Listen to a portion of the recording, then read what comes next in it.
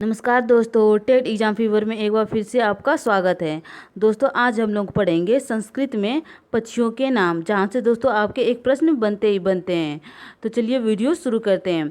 दोस्तों यदि आपको ये वीडियो पसंद आती है तो प्लीज़ ज़्यादा से ज़्यादा लाइक, शेयर और सब्सक्राइब कीजिएगा। तो चलिए वीडियो शुरू करते हैं। आपका पहला है उल्लू। दोस्तों उल्लू को हम लोग संस्कृत में उल्लुका कहते हैं, ठीक। चलिए अगला देखते हैं। अगला है आपका कोयल। कोयल को दोस्तों संस्कृत में कोकिला कहा जाता है। चलिए अगला देखते हैं। अगला है आपका दोस्तों कबूतर। कबूतर को संस्कृत में कपोता कहा जाता है। चलिए अगला देखते हैं। दोस्तों आपका अगला है कौवा। कौवा को दोस्तों संस्कृत में काका कहा जाता है। चलिए अगला देखते हैं। अगला है आपका गरुड़। दोस्तों गरुड़ को संस्कृत में गरुड़ कहा जाता है। चलिए अगला देखते हैं। अगला है आपका गिरगिट। दोस्तों गिरगिट को संस्कृत में क्रिकलासा कहा जाता है। चलिए अगला देखते हैं। अगला है दोस्तों आपका गीद। गीद को दोस्तों संस्कृत में गृधा कहा जाता है, ठीक।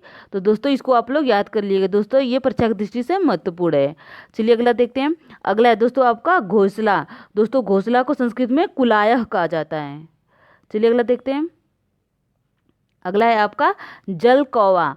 दोस्तों जल कौवा को हम लोग संस्कृत में मरुलह कहते हैं, ठीक। चलिए अगला देखते हैं। अगला है आपका टिड्डी। टिड्डी को दोस्तों संस्कृत में सट चरड़ कहा जाता है। क्या कहा जाता है? सट चरड़, ठीक। चलिए अगला देखते हैं। अगला है आपका तोता। दोस्तों तोता को संस्कृत में सुका कहा जाता है। ये तो दोस्तों आपको पता ही होगा। चलिए आगे देखते हैं। अगला है आपका पक्षी। पक्षी को संस्कृत में दोस्तों खगा कहा जाता है, ठीक। चलिए अगला देखते हैं। अगला है आपका पपीहिन। पपीहिन को दोस्तों हम लोग संस्कृत में चातकी कहते हैं। तो दोस्तों ये परीक्षा की दृष्टि से महत्वपूर्ण है, इसको याद रखिएगा। चलिए अगला देखते हैं। अगला है आपका पिजड़ा। पिजड़ा को दोस्तों संस्कृत में क्या कहते हैं? तो पंजरम कहते हैं, ठीक। चलिए अगला देखते हैं। अगला है आपका बगुला। दोस्तों बगुला को संस्कृत में बका कहा जाता है। चलिए अगला देखते हैं। तो दोस्तों आपका अगला है बत्तख। बत्तख को दोस्तों संस्कृत में वर्तका कहा जाता है, ठीक। तो इसको दोस्तों आप लोग याद रखिएगा। चलिए अगला देखते हैं। अगला है आपका बुलबुल। बुलबुल को दोस्तों संस्कृत में बुलबुला कहा जाता है, ठीक। तो दोस्तों ये परीक्षा की दृष्टि से महत्वपूर्ण है, आप लोग इसको याद रखिएगा। चलिए अगला देखते हैं। अगला है आपका बाज। बाज को दोस्तों संस्कृत में शयना कहा जाता है, ठीक। अगला है आपका अगला मुर्गी। दोस्तों मुर्गी को संस्कृत में कुकुटी कहा जाता है। तो दोस्तों इसको आप लोग याद रखिएगा। चलिए अगला देखते हैं। अगला है आपका मैना। मैना को दोस्तों संस्कृत में सारिका बोला जाता है। चलिए अगला देखते हैं। अगला है आपका चमगादड़। चमगादड़ को दोस्तों संस्कृत में जतुका कहा जाता है। चलिए अगला देखते हैं।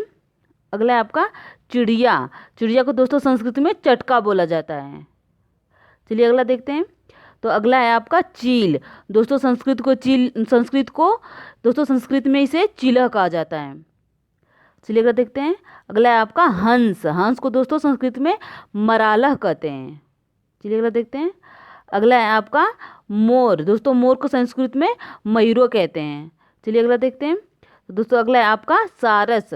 सारस को दोस्तों संस्कृत में पुष्क रावक कहते हैं। तो दोस्तों आपसे एक नंबर के प्रश्न यहाँ से बनते ही बनते हैं। तो दोस्तों इसको आप लोग जरूर से याद कर लीजिएगा। दोस्तों आपसे प्रश्न ऐसे पूछा जाएगा जैसे मोर को संस्कृत में क्या कहते हैं, 4 ऑप्शन दे दिया रहेगा। दोस्तों जो उसमें से सही रहेगा उसको आप लोग को टिक करना रहेगा। तो दोस्तों इसको आप लोग याद कर लीजिएगा। दोस्तों यदि आपको ये वीडियो पसंद आती है तो प्लीज़ ज़्यादा से ज़्यादा लाइक, शेयर और सब्सक्राइब कीजिएगा। धन्यवाद।